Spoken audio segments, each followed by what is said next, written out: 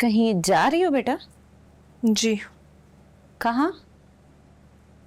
दिलावर साहब के घर।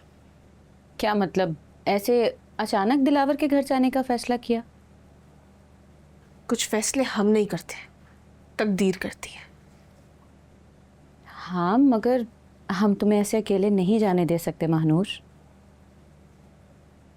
पर अगर तुमने जाने का फैसला कर ही लिया है तो मैं और तुम्हारे मामू तुम्हारे साथ जाएंगे। साथ जाएंगे? हाँ, मैंने तुमसे कहा था ना कि अब तुम्हारा फर्ज हमारी जिम्मेदारी है, और जब तक ये फर्ज अदा नहीं हो जाता हम तुम्हें अकेला छोड़कर कहीं नहीं जाएंगे।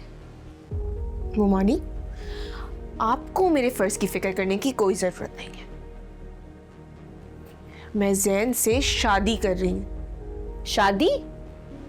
अब मुझे पता है कि तुम और जैन एक दूसरे को बहुत पसंद करते हो, मगर ऐसे इतनी जल्दी शादी का फैसला? हाँ, और मेरी बारात दिलावर साहब के यहाँ आएगी।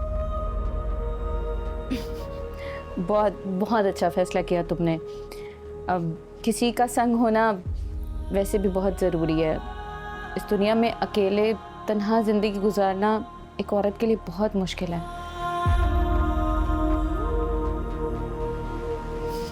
अल्लाह मेरी बच्ची को हमेशा खुश रखे और हर तरह की बुरी नज़र से बचाए। आज आसिया होती तो कितना खुश होती।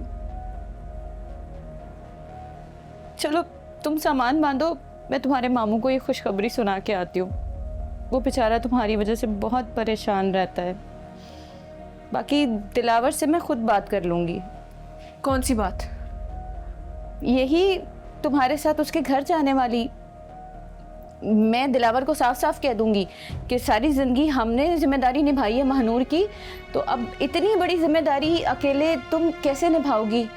तो मैं करती हूँ तुम्हारे मामू से बात। तुम सामान पैक करो।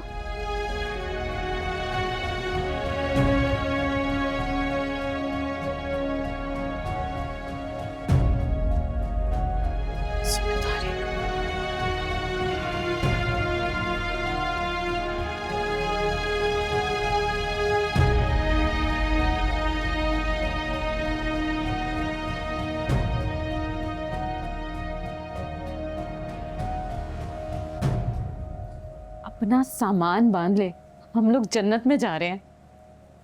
क्या मतलब है तेरा? मतलब ये कि महानूर दिलावर के घर जा रही है और हमें अब किसी भी सूरत उसके साथ जाना होगा। वो हमें साथ लेके जाएगी क्या? अरे उसे छोड़, हमें ना दिलावर को मनाना होगा कि वो हमें साथ लेकर जाए। और वो अगर ना माना तो?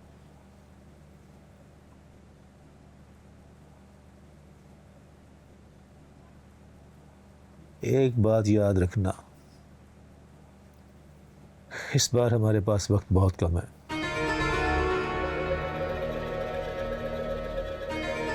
अगर इस बार निशाना चूका ना तो दिलावर की गोली सीधे हमारे सीने में जाएगी। अल्लाह, कैसी बातें करता है। परेशान कर दिया मुझे। कितनी खुश खुश आई थी मैं।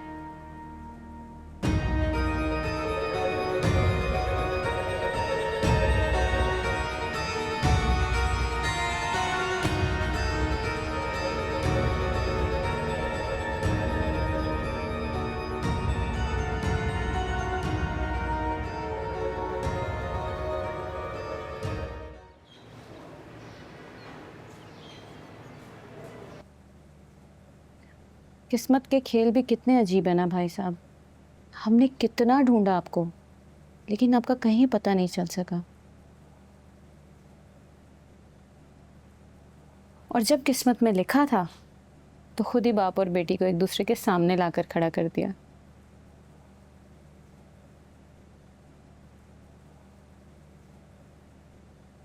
बेशक ऊपर वाले के काम निराले हैं।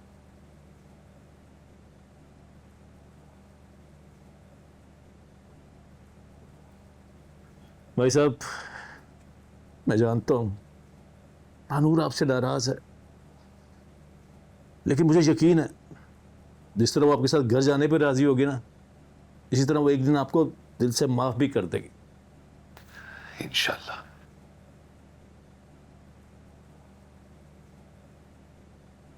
हाय, मेरी बच्ची का चिड़िया जैसा दिल था, पता नहीं इतनी कठोर कैसे हो गई। यकीनन ये सब मेरी गलतियों की वजह से हुआ है।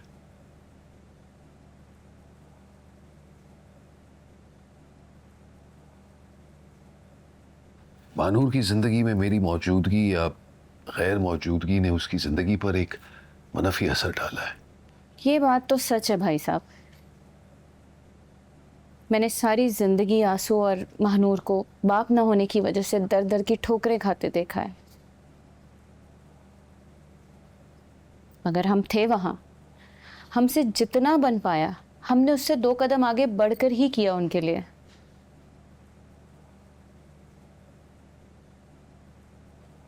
अगर आप फिक्र मत करें, महानूर जब आपके दिल में अपनी मोहब्बत देखेगी आपको बाप की हैसियत से कबूल कर लेगी इंशाल्लाह। बेटा चले।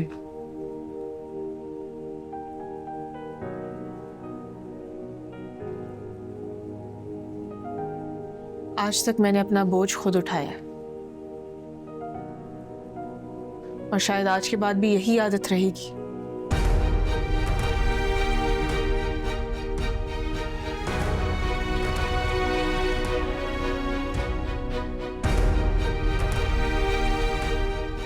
उम्र भर की आदत है ना, इतनी आसानी से तो खत्म नहीं होगी।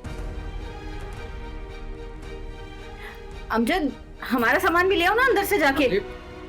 सामान आप लोग भी कहीं जा रहे हैं? हाँ, जहाँ महानूर वहीं हम।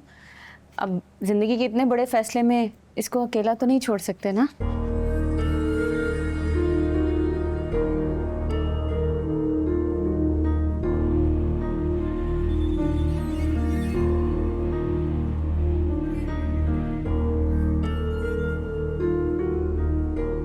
वैसे भी हमारे अलावा इसका दुनिया में है ही कौन। मेरी आंसू की आखिरी निशानी है ये हमारे पास। बस जल्दी से ही अपने घर की हो जाए, फिर हम भी सुकून से अपने शहर वापस लौट जाएंगे।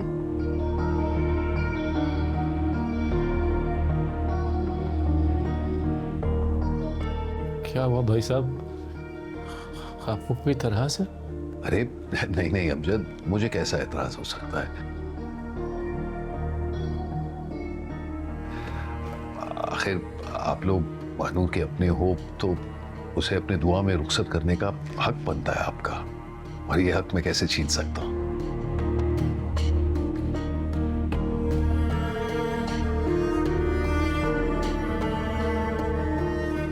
हम गाड़ी में इंतजार कर ले बेटा।